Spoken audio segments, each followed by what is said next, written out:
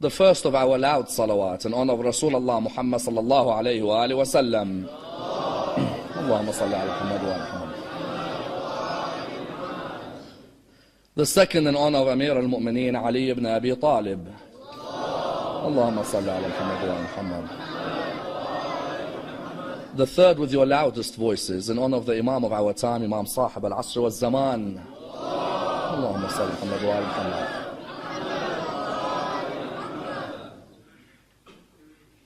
Respected scholars, brothers and sisters, Assalamu alaikum wa rahmatullah wa barakatuh. The discussion concerning separation versus combination of prayers is one of the most important discussions in Islamic legal theory, and is a discussion which requires a thorough analysis, for it is a discussion which affects the lives of many Muslims in the world today. A discussion from which many a lesson may be learnt, and indeed many a fascinating example may be derived. And indeed a discussion which allows us to dissect the heritage of every legal school within the religion of Islam. Indeed, you find many people in the world today ask a question. That question concerns whether the Holy Prophet used to separate his prayers, or did the Holy Prophet used to combine his prayers? Indeed, such a question is a question which many of us may have asked in our own communities. That sometimes the Shia are accused of being the laziest when it comes to the way they approach their prayers. You find, for example, many from the school of Ahl al-Bayt ask themselves, that is the way we combine our prayers something which would really bring us the discipline that the prayer envisaged? As in when we combine Dhuhr and Asr, and we combine Maghrib and Isha, and we see other Muslims who completely separate, who is really gaining from their prayer? Is it us in our combination, or is it the other Muslims in their separation? And indeed you find that this question is a pertinent question, as in how many of us have been to Medina in the time of Hajj or Umrah, and we've gone to the mosque for Salat al-Dhuhr, but for Salat al-Asr we are not present. Or we've gone to the mosque for Salat al-Maghrib, but Salat al-Isha we are not present. We may even be leaving the mosque at Salat al-Isha while all the Muslims are coming to the mosque.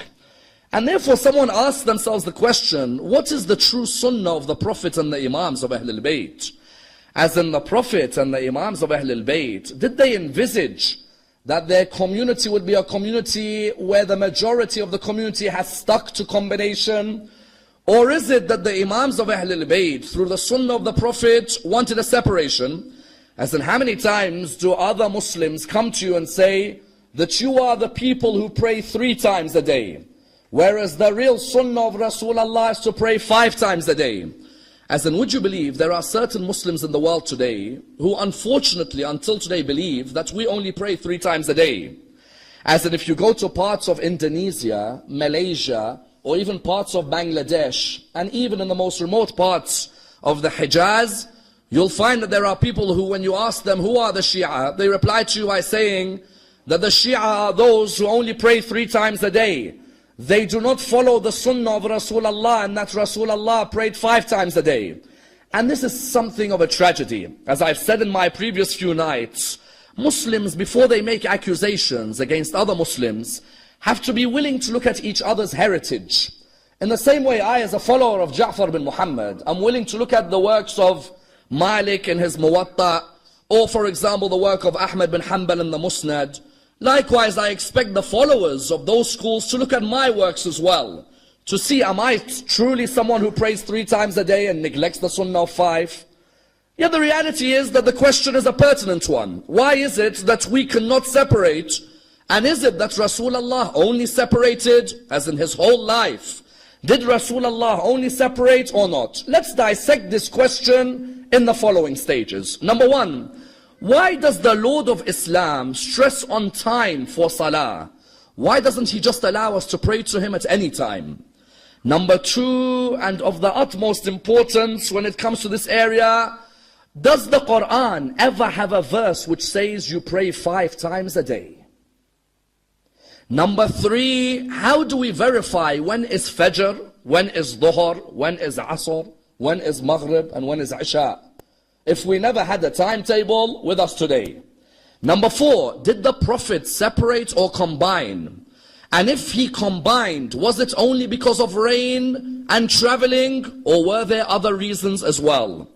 And number 5, how much stress did the Imams of Ahlul Bayt put on the importance of prayer, and which Imam in his last days could not tell the difference between the time of day and the time of night? Let's examine this and dissect this topic in complete depth. When you come to the first question in this area, it's an interesting question which is posed by many non-Muslims and indeed posed by some Muslims as well. Why does Allah subhanahu wa ta'ala set for us times in which we talk to Him? Why doesn't He just allow us to talk to Him when we want to? You know, there are certain people who do not come towards the religion of Islam because of salah. When you ask them, why don't you become Muslims? They say, your system is too rigid. You say, what do you mean our system's too rigid? They say, you're telling me that I have to wake up in the middle of the night for 5 minutes, and then I've got to be awake in the daytime where I've got to leave my work, leave my family and pray. And then in the evening I've got to do the same. This is something unrealistic.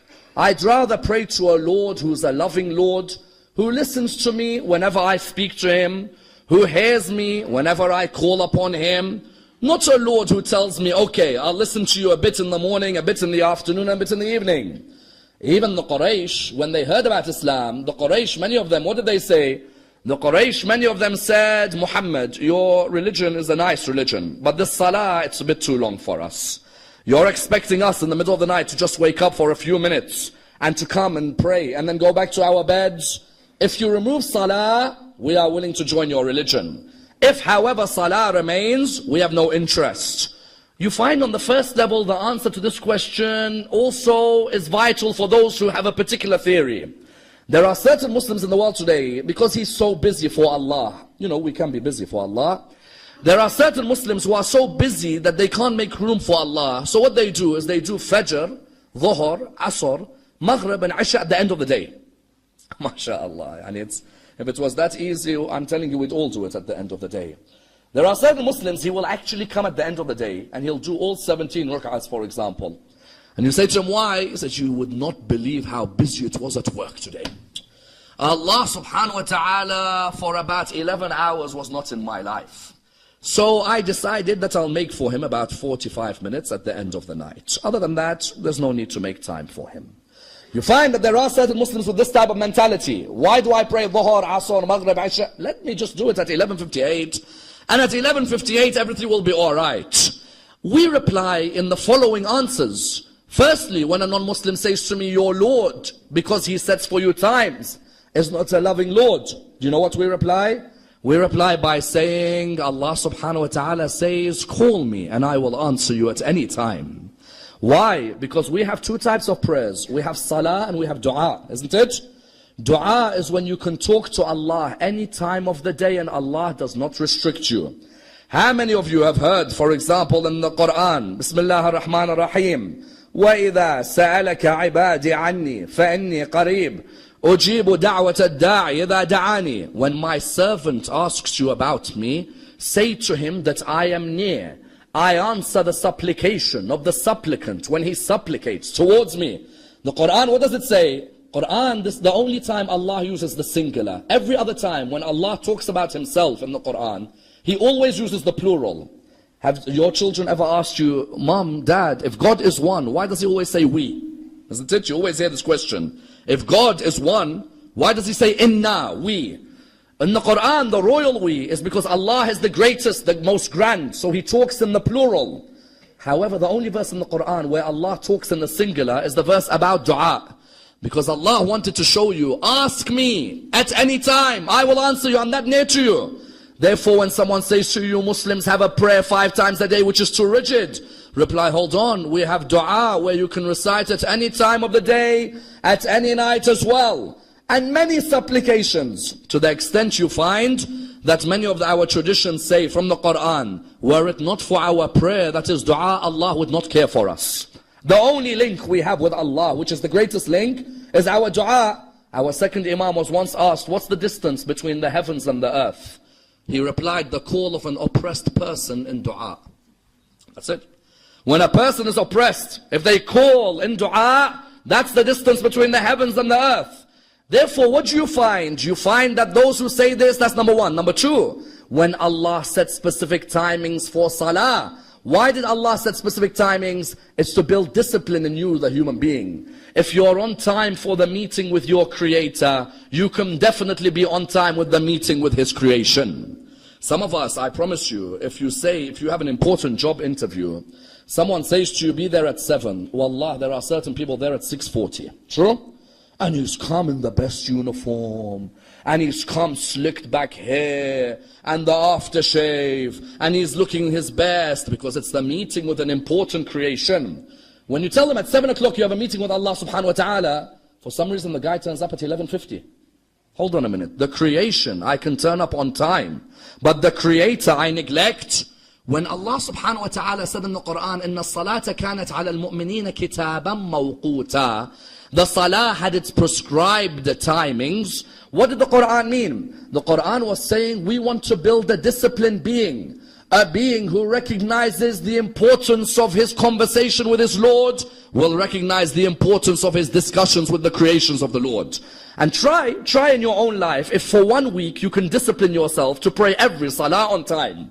The moment you can discipline yourself with the Creator, you'll be able to discipline yourself with the creation. That's why whenever people say to me, salah is boring, salah is a chore. Yes, of course, it's boring and a chore when we don't understand what the benefits are of salah. But the moment I recognize Allah put times for salah to discipline me, to tell me that these times I have to look after them, then I recognize the wisdom behind this. Then there's a third wisdom, why Allah tells you to wake up in the middle of the night. The Arabs said, "Oh Muhammad, your Lord expects us to wake up at Fajr, in the middle of the night, for 2 minutes. That prayer we don't want." The Arabs missed the wisdom of the point. What's the wisdom? And I tell you, the non-Muslim sometimes misses the wisdom of this point as well. What is it?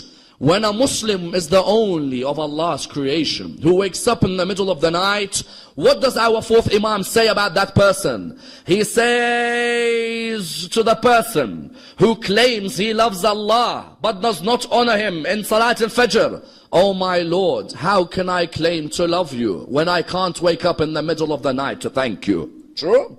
How can I claim to love Allah and I can't wake up in the middle of the night?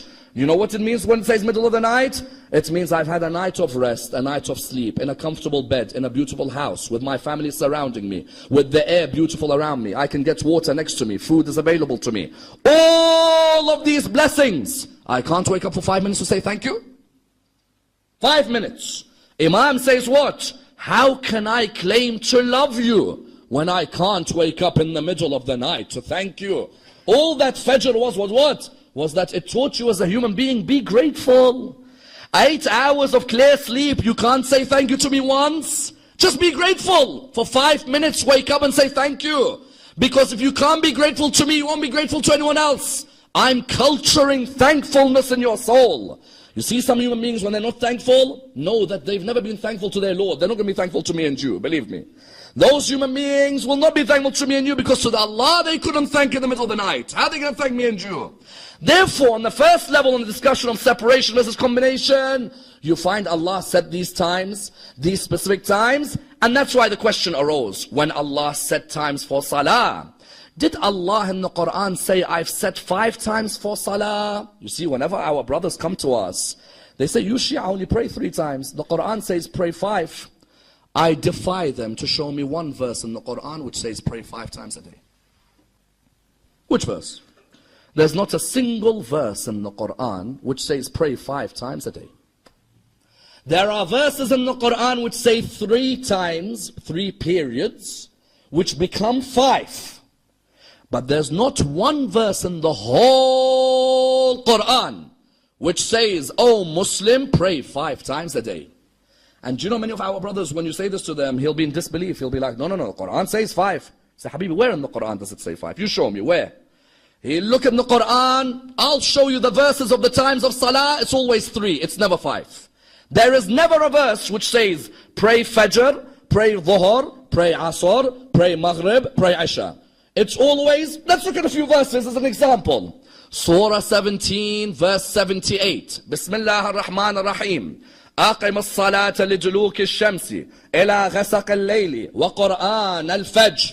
The Quran says what? Establish salah on the declining of the sun and the darkness of the night and the period of dawn. Tell me how many salahs I mentioned here? 5? 3? 17? 78. Surah 17 verse 78. أقم الصلاة دلوك الشمس, declining of the sun. غسق الليل, غسق is the darkness of the night. Shafaq is the redness of the night. Then what? Quran al-Fajr, and the period of dawn. Let's look at another verse, because just in case someone comes and says, there are other verses. Yes, there are. No problem. Surah 11, verse 114. أقم الصلاة طرفي النهار وزلفا من الليل. Establish salah 2 parts of the day and a part of the night. 2 parts of the day and a part of the night. How many parts does that make? 3, isn't it? It doesn't make 5. Another verse in the Quran where salah is mentioned, Surah 24 verse 58, about how your children, if they haven't reached bulugh, there are still times in the day they cannot see you. يا أيها الذين آمنوا ليستأذنكم الذين ملكت أيمانكم والذين لم يبلغ الحلم منكم 3 مرات. When? من قبل صلاة الفجر وحين تضعون ثيابكم من الظهيرة وبعد صلاة العشاء. Says 3 periods again. You have the period of Fajr, Dhuhr, Isha. I ask my brother, when you're telling me I'm a Shia and I do not pray right because the Quran says 5, the Quran's never said 5. The Quran has always put 3 periods for Salah. And even in these 3 periods, there's a vital point of combination in its essence. That Dhuhr and Asr are mushtarak, Maghrib and Isha are mushtarak, there's a sense of combination, and Fajr is by itself. 11, 114, 17, 78, 24, 58. These are the 3 verses in the Quran which tell you the periods of Salah. There is not a single verse for those who attack us, the school of Ahlul Bayt, as being a school that doesn't follow the Sunnah of the Quran, that the Quran says 5. The Quran never has said 5. I have never seen and will never see, unless someone wants to make a new Quran, we will never see a verse which comes forward and says what? A verse which says pray 5. We therefore conclude on this basis that the Quran mentions for us 3 periods, but then the Sunnah of Rasulullah tells us 5. Because in the Sunnah of Rasulullah, Fajr, then you have Dhuhr, Asr, Maghrib and Isha. Someone asks, how do you verify Fajr? How do you verify Dhuhr? How do you verify Asr? How do you verify Maghrib? How do you verify Isha? This is a fundamental point. Why? Because, okay, we live in a beautiful age of technology today. Alhamdulillah, you click a button on the internet and straight away the timetable emerges. But do you know how much the imams of the different schools of fiqh across the Muslim world, do you know how much they try to protect the salah of Rasulullah by trying to make sure that they gathered the hadiths which teach a person in a remote area where he may not have the world's most advanced technology? They still provided him with an understanding of what Fajr was, what Dhuhr was what Asr was Maghrib, what was Isha. You find, for example, when it came to Fajr, the ulama said that when it came to Fajr before dawn, you may see a column of whiteness from the east. Seeing this column of whiteness from the east before dawn, they called that the false dawn. When there's a spread of that column of whiteness, they called that the second dawn. Therefore, they termed that what? That was the time to pray Fajr. Then you found, for example, when they tried to term what is Dhuhr, they said when the sun crosses the meridian and continues, where the shadow of the object, the length is the same as the height, that is Dhuhr. If the length of the shadow of the object exceeds the height, then you know that Dhuhr is ending. If the length exceeds the height up until the period of sunset, then that is Asr. Then if you have still what? Sunset, then sunset is producing Maghrib. When the reddish glow removes itself from the western horizon, then you have come towards what? The end of Maghrib. Then with Isha, you see the darkness of the night and the removal of the yellow twilight. Differing, of course, on Abu Hanifa and Malik and Shafi'i and Ahmad bin Hanbal's opinions. Yet you found Islam, for each salah, gave a particular understanding. This is Fajr, this is Dhuhr, this is Asr, this is Maghrib, this is Isha. Even some of the school of Ahlul Bayt say, okay, what's the qada for Dhuhr or the qada for Maghrib? Say we wanted to separate. What would be the qada for dhuhr? The qada for dhuhr is the period in which you can pray asr before maghrib. The length of time it takes for you to pray asr just before maghrib, that period there, dhuhr has become qada. Because you know, sometimes our people, you'll find him praying dhuhr at what time? If maghrib is at 6:58, he's praying dhuhr at 6:57 and 49 seconds, isn't it? And he's finished it, and then iftar, mashallah, is waiting for the person. Wallah, I wish it was that easy. Because you know, in the Shahr Ramadan, what tends to happen with some of us is if we stay up late nights, that person thinks to himself, you know what, I've got nothing tomorrow, I'll wake up just before iftar. Of course, there's no Allah, there's no existence to wake up to at 1 o'clock, to thank. No. I'll wake up just before iftar. You find, no, Salatul Dhuhr becomes qada when that length of time it takes to pray Asr before Maghrib, that is when it becomes qada. Because Allah allows the timing for Asr to be that time just before Maghrib. Likewise, if Maghrib's qada is the period it takes for Isha before the middle of the night. And Imam Amir al-Mu'mineen salawatullah wa salamuhu alayhi, Allahumma salli Imam Amir al-Mu'mineen alayhi salam, even within the Nahj, he has discussions concerning each of these timings for salah. Be it at the time of Fajr, when a person, you know when it's Fajr, when you can recognize the face of the companion, he says. Or for example, if he's talking about Dhuhr, when the equal length of the wall of the goat pen is equal to the wall itself. Imam Amir al-Mu'mineen allows you to understand that if the person is breaking his fast, then know that the time of Maghrib has come. Each of these times, Al-Muhammad stipulated that clearly, you want to ask us about combination, we'll provide you with details about combination. You want to ask us about separation, we'll provide you with details about separation as well. And that's why someone asks, what was the sunnah of Rasulullah? Was the sunnah of Rasulullah Fajr, Dhuhr, Asr, Maghrib and Isha? Or was the sunnah of Rasulullah, no, Fajr, Dhuhr and Asr, Maghrib and Isha? Let's understand it on a base concept. Every Muslim in this world today, every Muslim has to believe in combination. And that's why students who haven't studied Islamic law and throw this attack on a Shia, if they've studied basic law, be they followers of Imam Abu Hanifa, or followers of Imam Malik, or followers of Imam Shafi'i, or followers of Imam Ahmad bin Hanbal, they will know that each of those Imams said there is a time for combination, no doubt. But they differed as to when the time of combination was. For example, they agreed that at Arafah, you have the Jam' which is known as Taqdeem. And at Muzdalifah, you have the Jam' which is known as Ta'khir. At Arafah, they combine Dhuhr and Asr. Isn't it? You see, Muslims at Arafah combine Dhuhr and Asr. Asr returns back towards what? You bring the two together. At Muzdalifah, the Muslims will come together, and you'll find what? There is a combination between Maghrib and Isha. So Jam' al-Taqdeem and Jam' al-Ta'khir occurs amongst all Muslims. But what you find is that in the four schools of fiqh of our brothers from Ahl Sunnah, you will find that they differ as to when you can combine your salah. Abu Hanifa says, only in that period in Hajj are you allowed to combine your salah. Only. Malik, Shafi'i, and Ahmad bin Hanbal say you're allowed to combine your salah when it is raining, or when you're traveling, or when you are in a state of fear. But I thought you can't combine salah. Habibi, when you give an opinion on the basis of knowledge. Don't just give me an opinion after reading 2 articles on the internet.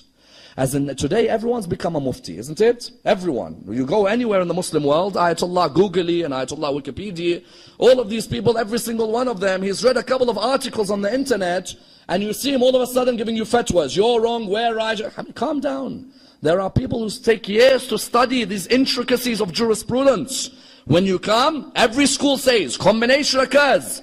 We reply by saying, if Malik and Imam Shafi'i and Imam Ahmad bin Hanbal, if they say combination can only be when you're traveling or in fear or rain, does that mean that Rasulullah only combined in these circumstances? Not at all. Rasulullah combined in circumstances other than these as well. And where are the references? This is where we have a problem, both the Shia and the Sunnah. None of us read our books. This is simple. The Shia don't read their books, and the Sunnah don't read their books. And what begins to happen is people start slanging each other off without having read their literature. If you go to the main books of our brothers in Ahl Sunnah, it is clear that Rasulullah used to separate his salah and used to combine his salah.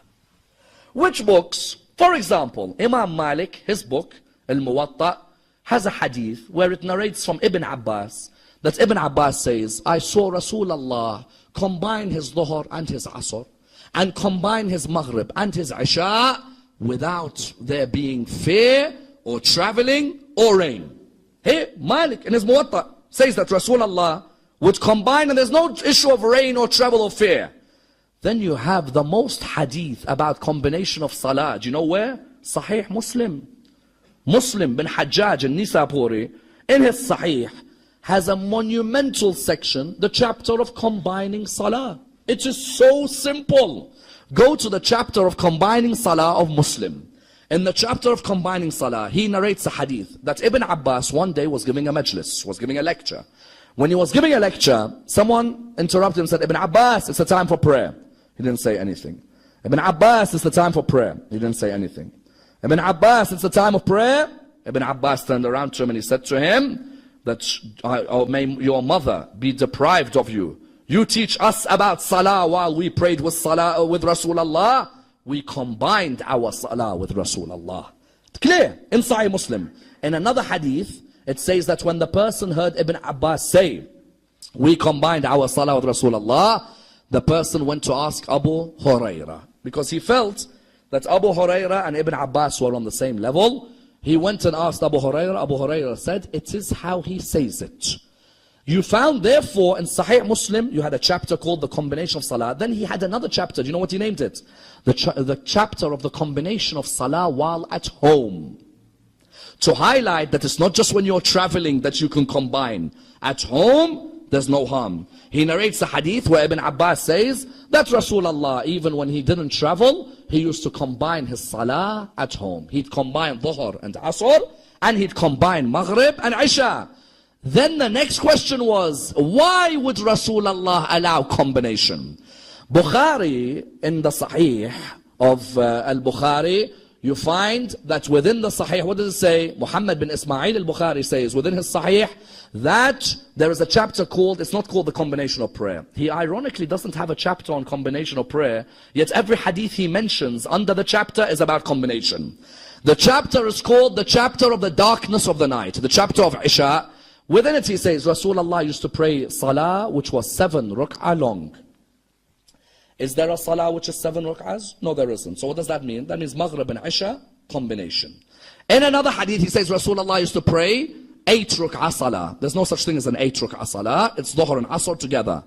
In another narration, there is a narration which states, someone said Ibn Abbas, why is Ibn Abbas combined his salah today?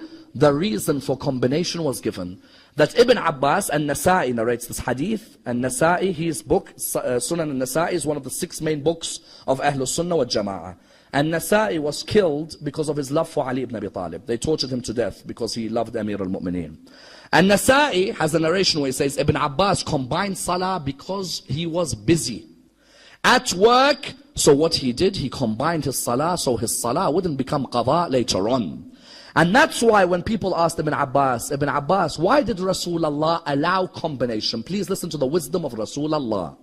Oh Ibn Abbas, why did Rasulullah allow combination? Ibn Abbas said, Rasulullah said, because this religion, Islam, has come to bring you ease and not hardship. Simple. Just because I separate my salah doesn't mean I'm trying to be like a champion amongst Muslims. No. The religion came to bring ease and not hardship. Rasulullah recognized that not everyone in their world of work has the luxury of being able to take time off for salah. Some do. But then there are others, no. There may be a time when a person's lunch break in Arabia may have been 4 hours. Today, it may be 5 minutes long. Rasulullah recognized, I don't want these people all praying qadha every time they get home. Do you know how many people will pray dhuhr in a mosque? Then you'll see him sleep in that mosque. Have you noticed? He's sleeping. Then do you know when you wake him up? Just at the time of Maghrib. Brother, wake up. What time is it? The Maghrib. Oh, I got to get to Asr. What do you mean you got to get to Asr? So you were sleeping all this time to wait for Asr just before Maghrib? Why didn't you put the two together? If you're going to sleep, then put the two together. If you're going to go back to work, then separate. No problem. Rasulullah envisaged there would be a time where Muslims trying to separate would end up missing the prayer. They put themselves in a situation where they do that prayer qada. So Rasulullah said, this religion has come to bring ease and not hardship. I am your prophet, aren't I? If you want to be pious, aren't you meant to follow me? Even I as your prophet combine my salah. There are times when I think I need to combine my salah. I need to bring Dhuhr and Asr together. Then there are other times, no. I believe that if I separate my salah, I have time. That's why if we go, for example, on ziyarah, sometimes I say when we go on ziyarah, why don't we separate our prayers? As in on ziyarah, we have so much free time on our hands, don't we? Realistically. When you go, for example, to Mecca or Medina or to Mashhad or to, for example, Karbala, how much time do you have on your hands? So why do you need to put the two together? Why don't we wait? We pray our Dhuhr, then we pray our Asr. In the school of Ahlul Bayt, you can pray the Asr directly afterwards. There isn't a problem. Because remember, the original verses said that the timings are combined. When Allah mentioned Dhuhr and Asr, they were combined in the Quran.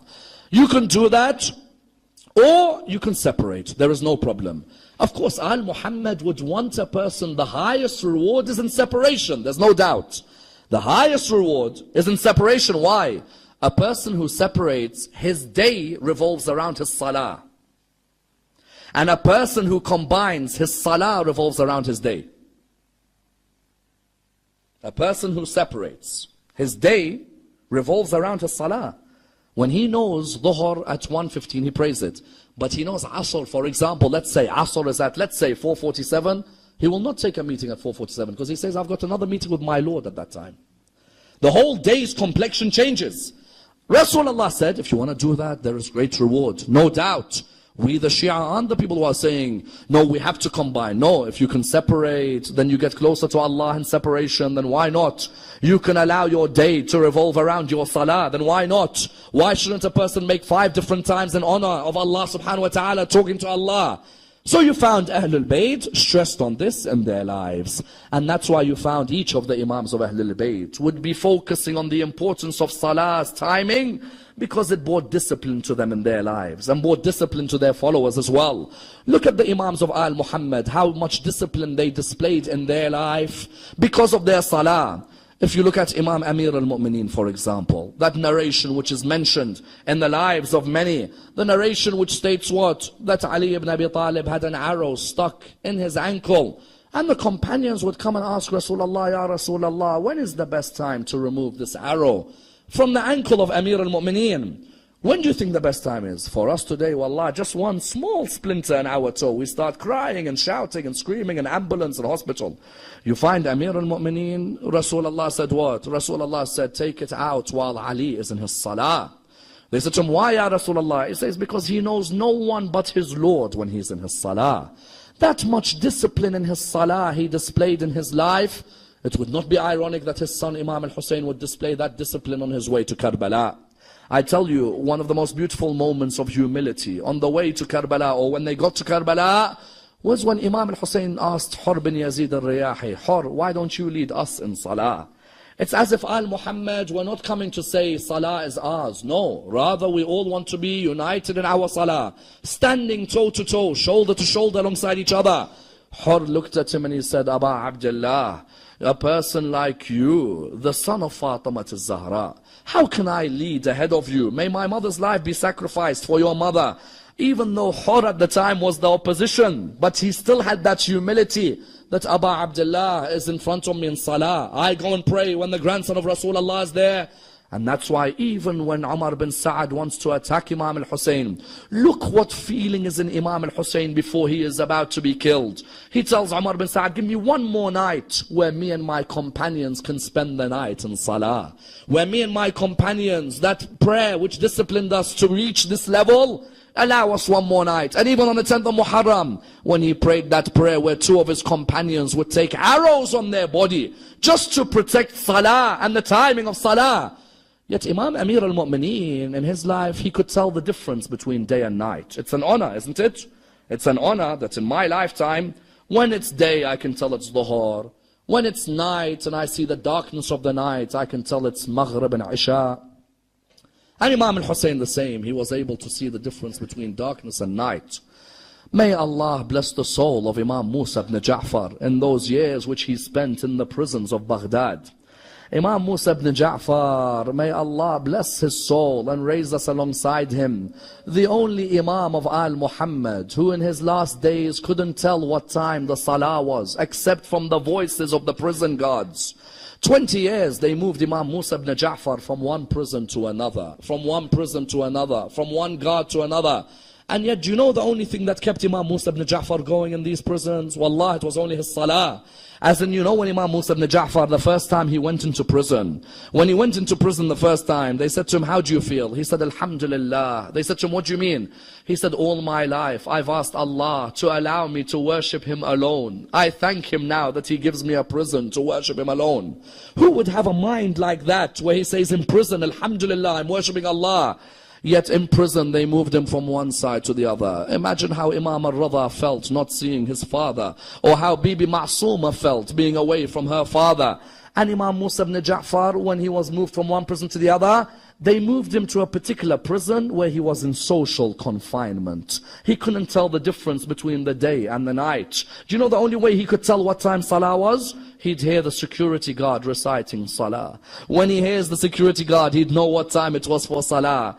The one moment they opened the rock from the top of his cell, he had this really skinny cell, really tense cell, they removed the rock. He wanted just to see daylight. As soon as he rose his head to see the daylight, one of the guards came and kicked the face of Imam Musa ibn Ja'far, just above it.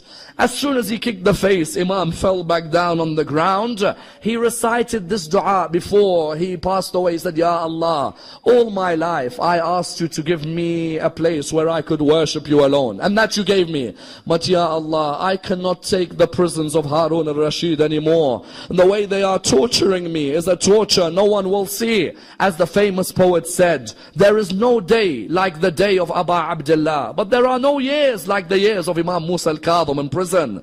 And that's why when Imam Musa al-Kadhim, when one of his Shia came to visit him in prison, he said to him, Imam, when are we going to see you? It's been too long, we've been waiting for you. Imam said, meet me on Friday on the bridge in Baghdad. Those of you who've been to Kadhmain, remember that glorious shrine in Kadhmain. He said, meet me on the bridge in Baghdad. The Shia all gathered. They said, we can't wait for Friday. Eventually, when the Friday came, an announcement was made. Oh people, there is a body on the bridge in Baghdad. Someone come and collect it. And the Shia thought that what? That they thought Imam al-Kadhim's coming out today. Little did they know they'd see a body on the bridge in Baghdad.